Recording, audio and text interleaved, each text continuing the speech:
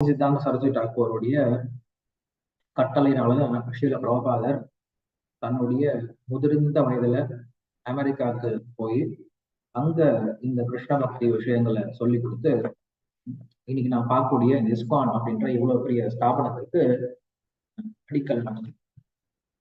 அதனால பக்தி சித்தாந்த சரஸ்வதி டாக்கூர் தான் இதற்கு மிக முக்கியமான காரணமா இருக்காங்க.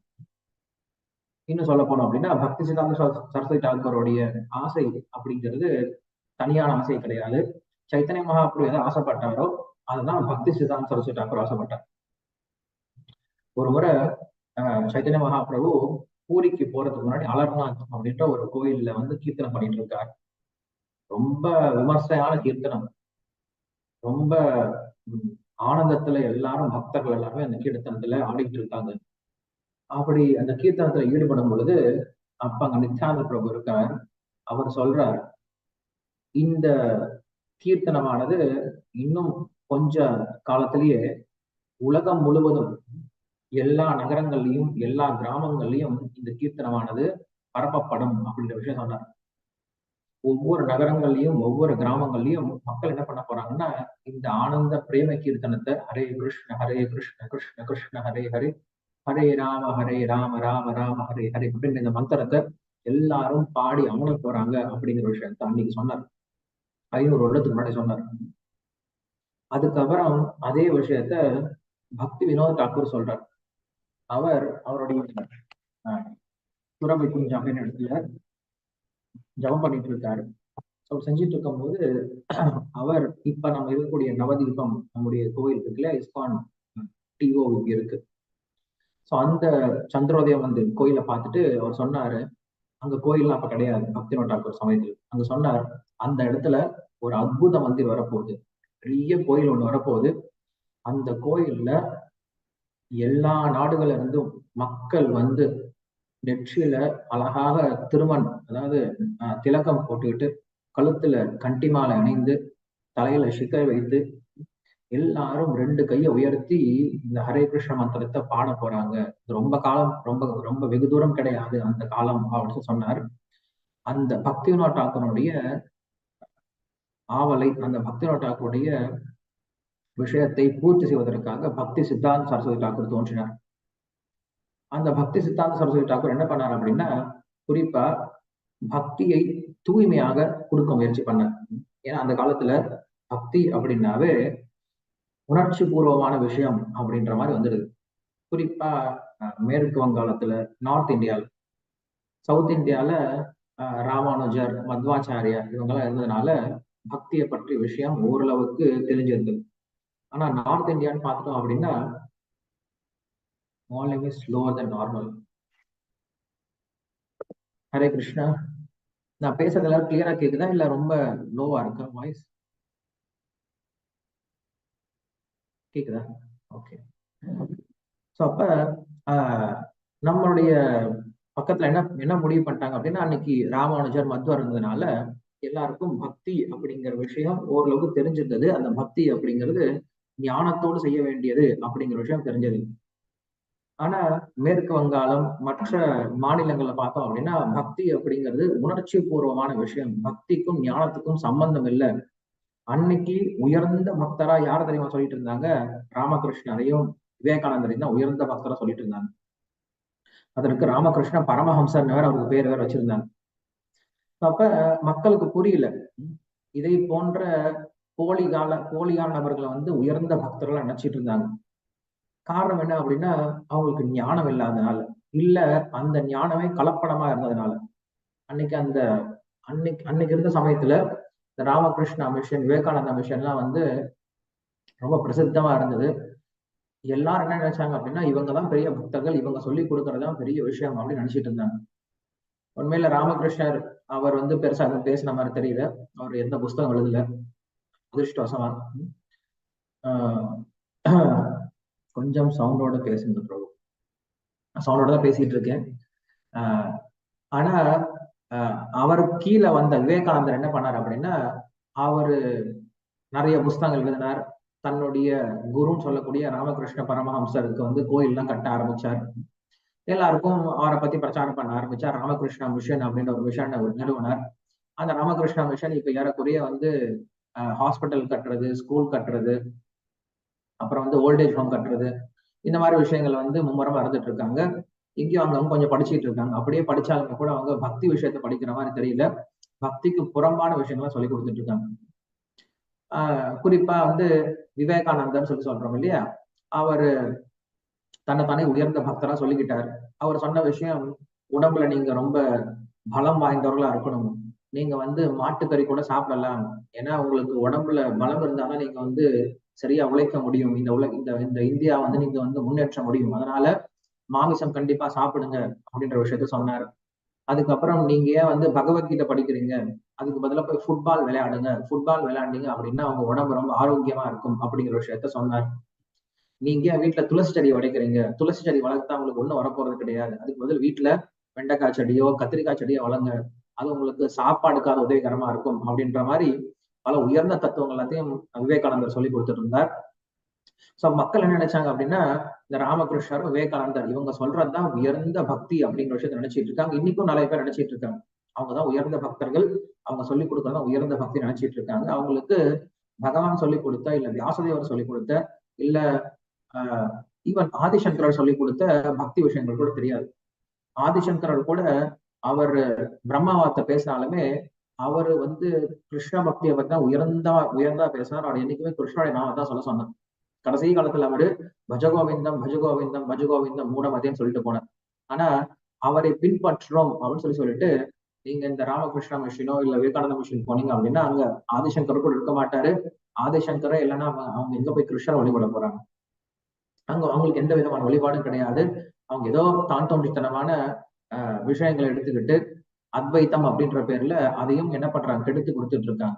சோ மக்கள் நினைச்சிட்டு இருந்தாங்கன்னா அந்த காலத்துல இதுதான் உயர்ந்த பக்தி அப்படின்னு நினைச்சிட்டு இருந்தாங்க. இவங்க சேர்ந்தா உயர்ந்த பக்தி அப்படின்னு நினைச்சிட்டு இருந்தாங்க. அந்த மாதிரி சமயத்துல பக்தி சித்தாந்த சரஸ்வதி தாக்கூர் தோன்றினார். எந்த இடத்துல வந்து ரொம்ப குழப்பம் இருக்கோ, எந்த இடத்துல வந்து பக்தியை பற்றிய தவறான புரிதல் இருக்கோ, எந்த இடத்துல மக்கள் எல்லாமே வழி வழி தவறி நடந்துட்டு இருந்தாங்களோ அந்த சமயத்துல பக்தி சித்தாந்த சரஸ்வதி தாக்கூர் தோன்றினார்.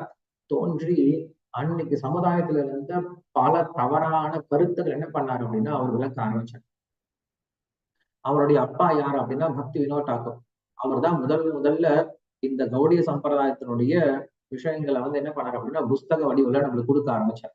அவர் தான் முதல்ல புக்ஸ் எல்லாம் பிரிண்ட் பண்ண ஆரம்பிச்சார். அதுக்கு முன்னாடி கௌடிய புஸ்தகங்கள்லாம் எதுவுமே பிரிண்ட் பண்ணது கிடையாது.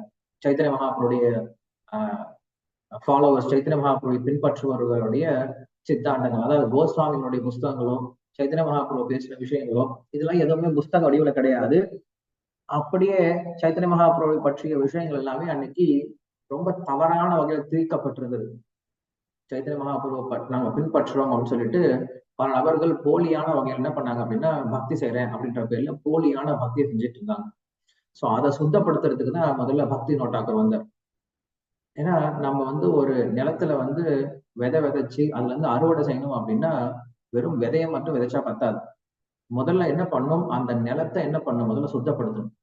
அந்த நிலத்துல நிறைய களைகள் இருக்கு, அந்த நிலத்துல நிறைய குப்பைகள் இருக்கு, அந்த நிலத்துல தேவையில்லாத முள்ளு செடி, விஷ செடிதான் இருக்கு அப்படின்னா அந்த செடியோட நீங்க விதை விதைச்சீங்க அப்படின்னா கண்டிப்பா நம்முடைய பயிர்கள் வரப்போறது கிடையாது. அது போல அவங்க என்ன பண்ணாங்க, இந்த பக்தி அப்படிங்கிற விஷயத்த முதல்ல சமுதாயத்தை கொண்டு போறதுக்கு முன்னாடி அந்த பக்தியை பற்றிய தவறான கருத்துக்கள் என்ன பண்ணும், சமுதாயத்துல இருந்து விளக்கணும் அப்படிங்கிற விஷயத்த சொன்னாங்க. அதுதான் அவங்க பண்ணார். பக்தி வினோத் தாக்கூர் என்ன பண்ணார் அப்படின்னா முதல்ல இந்த உலகத்துல, அதாவது நம்ம இந்தியால, குறிப்பா பங்களாதேஷ்ல, பெங்கால்ல கௌடிய சம்பிரதாயத்துல இருக்கக்கூடிய தவறான கருத்துக்கள் என்ன பண்ணார், முதல்ல அவர் வந்து நீக்க ஆரம்பிச்சார். இதெல்லாம் தவறு அப்படிங்கிற விஷயத்த சொல்ல ஆரம்பிச்சார். ரொம்ப தைரியமான விஷயம் அது. ஏன்னா ஒருத்தன் தப்பு செய்யறவங்க கிட்ட நீ செய்யறது தப்புன்னு சொன்னா அவனுக்கு பயங்கரமா கோவம் வரும். புத்திசாலியா தான் எடுத்துப்பான்.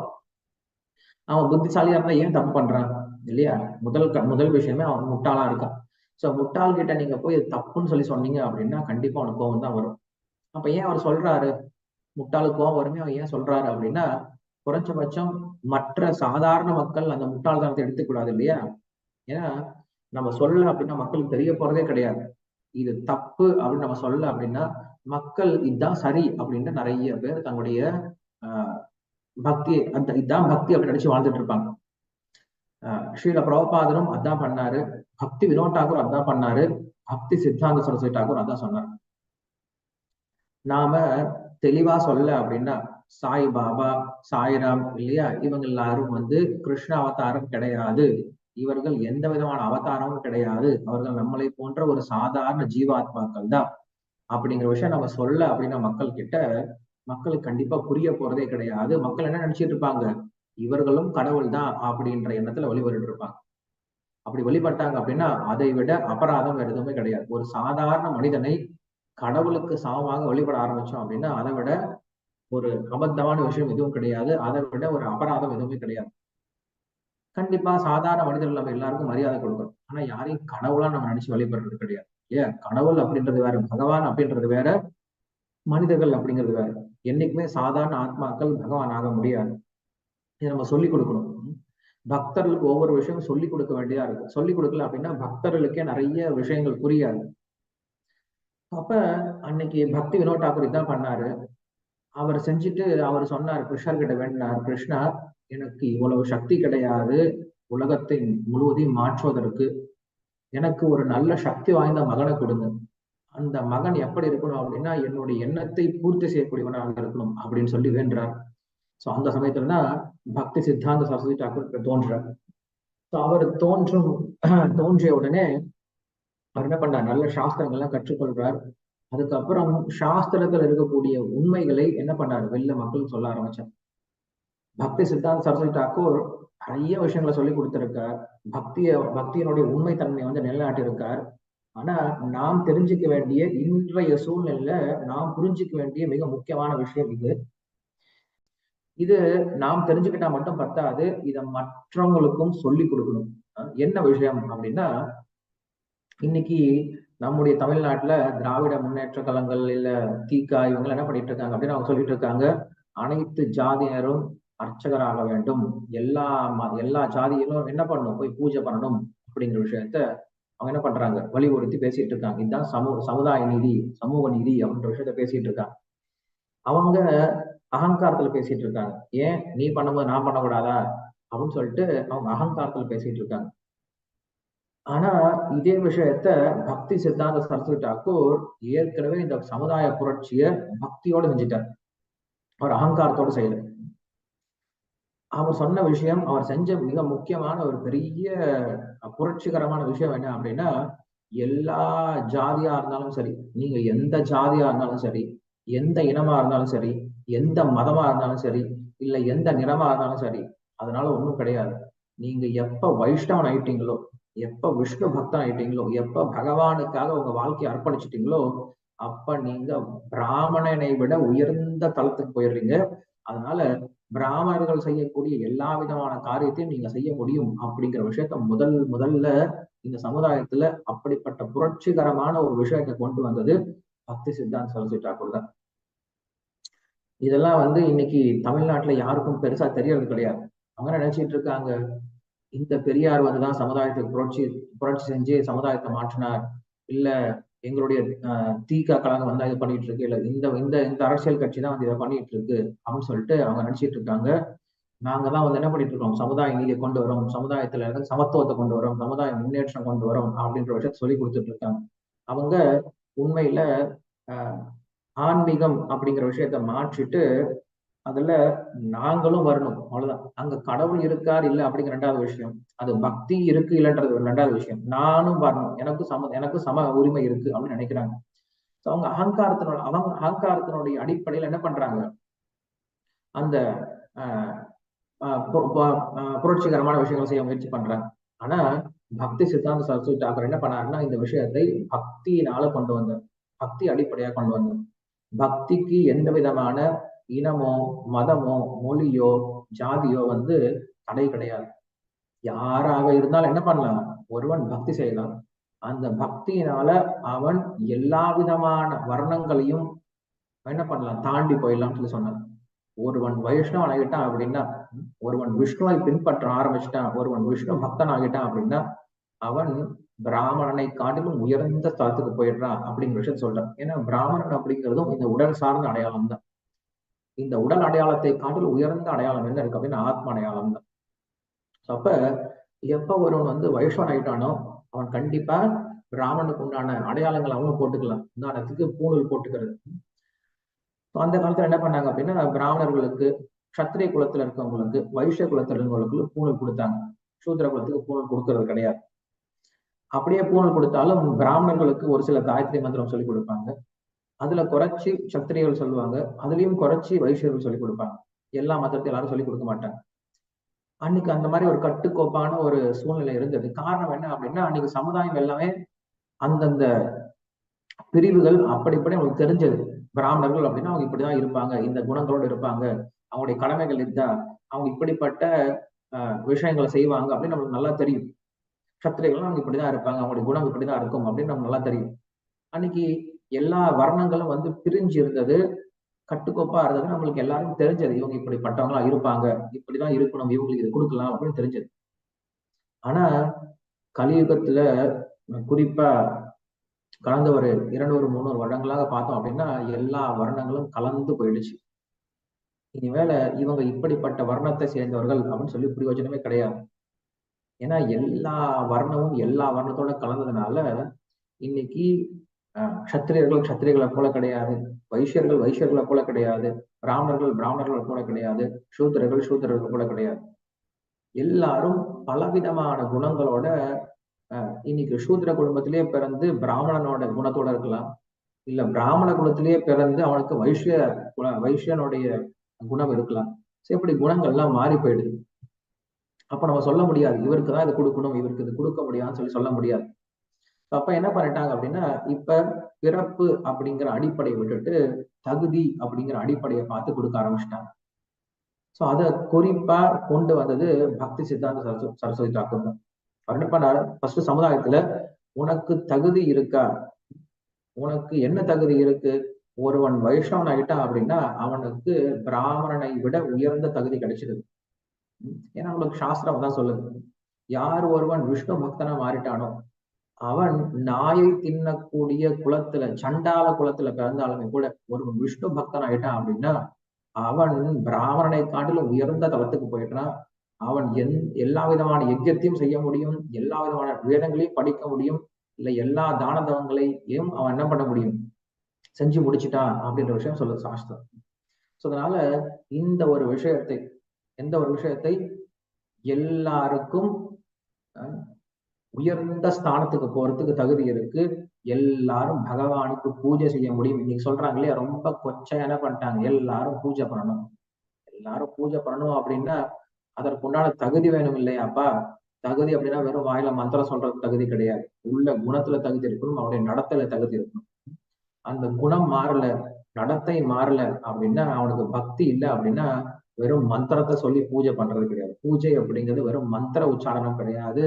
ஏதோ நம்ம வந்து மெக்கானிக்கலா வந்து ஒரு விளக்க பிடிச்சி திருப்புறது பூஜை கிடையாது. பூஜை அப்படிங்கிறது மனப்பூர்வமா பகவானை உணர்ந்து அங்க இருக்கிறது பகவான், நான் ஆத்மா, அந்த பகவானுடைய சேவகன் அப்படின்ற இந்த புத்தியோட நாம் பகவானுக்கு செய்யக்கூடிய அர்ப்பணம் தான் பூஜையை தவிர ஏதோ 2-3 வார்த்தைகளை சொல்லிட்டு ஒரு சில செயல்பாடுகளை செய்யறதுக்கு பேரு பூஜை கிடையாது. அது மெஷினே செஞ்சிடும். இதுக்கு அனைத்து ஜாதியும் கூட தேவையில்லை. மெஷினை வச்சீங்கன்னா இன்னைக்கு மெஷின் தான் நிறைய கோயில செஞ்சுட்டு இருக்கு. நிறைய கோயில்கள் இன்னைக்கு மக்களே இல்லாதனால மெஷின்ல இன்னைக்கு என்ன பண்ணிட்டாங்க, மியூசிக் எல்லாம் போட்டாங்க, டும் டும் டும் டும் டும் டும் டும் டும் பிபி பிபின்னு சொல்லிட்டு பாத்தீங்கன்னா நிறைய கோயில்ல சுவிட்ச் போட்டா அது பாட்டு ஓடிட்டு இருக்கு. அதே போல இன்னும் கொஞ்ச நாள் என்ன ஆயிடும் அப்படின்னா நிறைய கோயில்கள்ல ரோபோட்ஸை வச்சிருவாங்க. அந்த ரோபோட்ஸ் என்ன பண்ண போகுது அப்படின்னா அந்த டைம் ஆனது அப்படின்னா அதற்கு வாயில மாத்திரம் சொல்லி கொடுத்துருவாங்க, ரெக்கார்ட் பண்ணி வச்சிருவாங்க.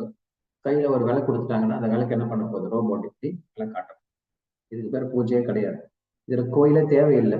இந்த மாதிரி இருக்கிறது, இதுக்கு மாதிரி இந்த மாதிரி இடத்துக்கு பேர் கோயிலே கிடையாது. முதல்ல கோவில் அப்படின்னா மனப்பூர்வமாக பக்தியோட நான் பகவானுக்கு சேவை செய்யறேன் அப்படின்ற எண்ணத்தோட நம்ம பகவானை கூப்பிட்டு அவரை வர வச்சு அவருக்கு நம்ம அர்ப்பணம் பண்ணக்கூடிய விஷயங்கள் தான் கோவில் சொல்லி சொல்றோம்.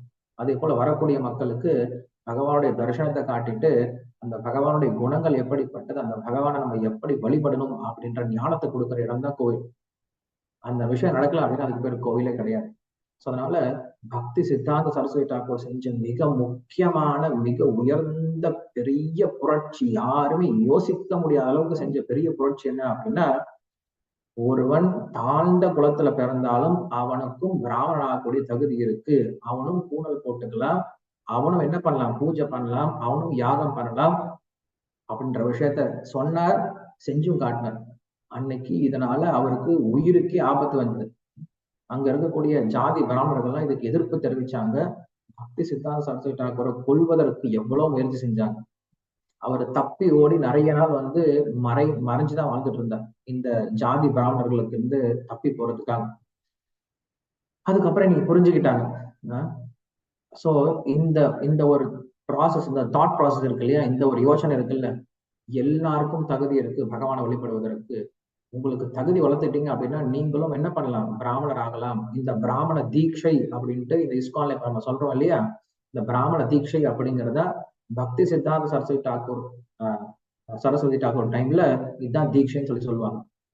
நம்ம இன்னைக்கு என்ன சொல்றோம், ஹரிநாம தீட்சை அப்படின்றது முதல் தீட்சைன்னு வச்சுட்டு இருக்கோம், பிராமண தீட்சை அப்படிங்கிற 2வது தீட்சை வச்சுட்டு இருக்கோம். ஆனா பக்தி சித்தாந்த சரஸ்வதி தாக்கூருடைய சமயத்துல ரெண்டுமே ஒரே சமயத்துல கொடுக்கப்படும். அவனுக்கு ஹரிநாமமும் பிராமண தீட்சை ரெண்டுமே ஒரே சமயத்துல கொடுக்கப்படும். காரணம் என்ன அப்படின்னா, அவன் எப்ப வைஷ்ணவன் ஆகிட்டானோ, வைஷ்ணவன் பிராமணனை விட உயர்ந்தவனா மாறிட்டான். அப்ப பிராமணுக்கான தகுதியை வளர்த்துக்க முடியும். காரணம் என்னது, பூஜை செய்வதற்கு. பகவானுக்கு பக்கத்துல போய் பூஜை செய்யணும். பகவான் பக்கத்துல பூஜை செய்யணும் அப்படின்னா அவன் காயத்ரி மந்திரம் சொல்லணும். காயத்ரி மந்திரம் சொல்லிட்டு என்ன பண்ண முடியும், பூஜை பண்ண முடியும். அதற்கான உபவயத்தை அவன் கொடுத்தாங்க. தாங்கள் பிராமணனை காட்டிலும் உயர்ந்தவர்கள் அப்படின்னு காட்டுறதுக்காக கிடையாது.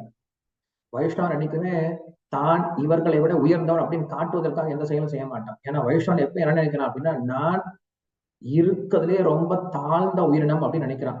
நான் தான் இருக்கிறதுலே ரொம்ப மோசமானவன் அப்படின்னு நினைக்கிறான். நீங்க பக்தர்களுடைய சரித்திரத்தை எடுத்து படிச்சு பாருங்க. எல்லாரும் என்ன சொல்றாங்க அப்படின்னா, நான் தான் இருக்கலே ரொம்ப தாழ்ந்தவன், நான் தான் இருக்கலே மோசமானவன் அப்படின்னு சொல்லிப்பாங்க. வைஷ்ணவன் என்னைக்குமே தன்னை உயர்ந்தவன் சொல்லிக்க மாட்டான். ஆனா சாஸ்திரம் சொல்லுது இல்லையா. அப்ப அவங்க என்ன பண்றாங்க, அன்னைக்கு அவரு எல்லாருக்கும் இந்த பூணலை கொடுத்தாரு, உபவயத்தை கொடுத்தாரு, எல்லாருக்கும் பிராமண தீட்சை கொடுத்தாரு. பிராமண தீட்சை அப்படின்னு தனியா கிடையாது, நாம தீட்சை. நாம தீட்சையிலேயே என்ன பண்ணுவாங்க, நாமத்தையும் கொடுத்துருவாங்க, நமக்கு பூணுலையும் கொடுத்துட்றாங்க, காயத்ரி மந்திரம் கொடுக்கப்படும். இதெல்லாம் கொடுத்தாதான் அன்னைக்கு தீட்சை. ஆனா இப்ப நம்ம என்ன பண்ணிருக்கோம், இஸ்கான்ல பிரிச்சு வச்சிருக்கோம். ஏன்னா ஒருத்தருக்கு பிராமண தகுதி வளராம அந்த பிராமண தீட்சை கொடுத்த பிரயோஜனம் கிடையாது. அப்புறம் மறுபடியும் நம்ம என்ன பண்றோம், ஒரு புதுசான பிராமண ஜாதி உற்பத்தி பண்ணிட்டு இருக்கோம், தவிர தகுதி இல்லாத பிராமணர்களை உற்பத்தி பண்ணிட்டு இருக்கோம். சோ பிராமணர்கள் அப்படின்னா தகுதி வாய்ந்தவர்கள் தான் பிராமணர்களா சொல்றோம். அதனால இஸ்கான் என்ன பண்ணிருக்கோம், இப்ப தகுதி இருக்கிறவங்களுக்கு மட்டும்தான் இந்த பூணல் கொடுத்து அவங்க பிராமணர்களா மாத்தணும். இல்லைன்னா அவங்க என்ன பண்றாங்க, ஹரிநாமத்தை மட்டும் சொல்லிக்கிட்டு அவங்க பகவான் அடைய முடியும். இந்த பிராமண தீட்சை அப்படிங்கிறது பூஜை செய்வதற்கு, யாகம் செய்வதற்கு குறிப்பா. அதனால இந்த விஷயம் யாருக்குமே தெரியாது, பக்தர்களுக்கும் தெரியாது, பக்தர்கள் இதை வெளில சொல்றதும் கிடையாது. அப்படி சொன்னீங்கன்னா மக்கள் கிட்ட உண்மையான நம்பிக்கை வரும். ஆமா, இஸ்கான் மேல நம்பிக்கை வரும். இஸ்கான்ல இன்னைக்கு இவங்க எதெல்லாம் சமூக நீதினு சொல்றாங்களோ, அந்த சமூக நீதியானது எப்பயோ பேசப்பட்டிருக்கு. அந்த சமூக நீதி சரியான வகையில பேசப்பட்டிருக்கு, சாஸ்திரத்துக்கு புறம்பு இல்லாம பேசப்பட்டிருக்கு சமூக நீதி அப்படிங்கிற விஷயத்த என்ன பண்ணாங்க அவங்க மக்கள் பாராட்ட முடியும். தெரியல நம்ம எந்த அளவுக்கு இதை கொண்டு போய் மக்கள் கிட்ட சேர்க்க முடியும் அப்படின்னு தெரியல, நீங்க எந்த அளவுக்கு இதை கொண்டு போய் சேர்ப்பீங்க அப்படின்னு சொல்லி தெரியல. இருந்தாலும் இன்னைக்கு நீங்க என்ன பண்ணுங்க, யாரையாவது செஞ்ச உயர்ந்த விஷயம் என்ன தெரியுமா, அனைத்து ஜாதியிலும் அர்ச்சகராகலாம்னு சொல்றாங்கல்ல, இந்த விஷயத்த அன்னைக்கே செஞ்சுட்டார். 1800 செஞ்சுட்டார். 1800 இந்த ஒரு ஐடியாவை கொண்டு இந்த ஐடியாவை செஞ்சதுனாலதான் இன்னைக்கு நம்ம இஸ்கான்ல பார்த்தோம் அப்படின்னா, ஈவன் மேற்கத்திய நாடுகள்ல இருந்து, ரஷ்யால இருந்து, அமெரிக்கால இருந்து, யூரோப்ல இருந்து வரக்கூடிய சண்டாளர்கள், மிலேச்சர்கள் சொல்லக்கூடிய அவங்க எல்லாம் வர்ணத்துக்கு அப்பாற்பட்டவர்கள். அவங்க சூத்திரர்கள் கூட கிடையாது, சூத்திரனை விட ரொம்ப தாழ்ந்த குலம் சொல்லக்கூடிய சண்டாளன், மிலேச்சன், யவனன் சொல்லக்கூடிய அந்த ஜாதியினர் கூட இன்னைக்கு என்ன பண்ண முடியும், பிராமணர்களா மாற முடியும். பிராமணர்களையும் தாண்டி வைஷ்ணவர்களா மாற முடியும். இந்த ஒரு விஷயத்தை கொண்டு வந்தது பக்தி சித்தாந்த சரஸ்வதி தாக்கூர். அதனால இன்னைக்கு அவருடைய பெருமைகளை நம்ம தெரிஞ்சுக்கணும். அவர் எப்படி பகவானுக்கு பயமே இல்லாம பக்தி செஞ்சாரோ அது போல நம்மளும் பக்தி செய்ய தெரியணும். குறிப்பா நாம் எல்லாரும் அவருடைய பின்பற்றக்கூடியவர்களா இருக்கிறதுனால அவருடைய புகழை நம்ம என்ன பண்ணணும், இந்த நாள்ல பரப்ப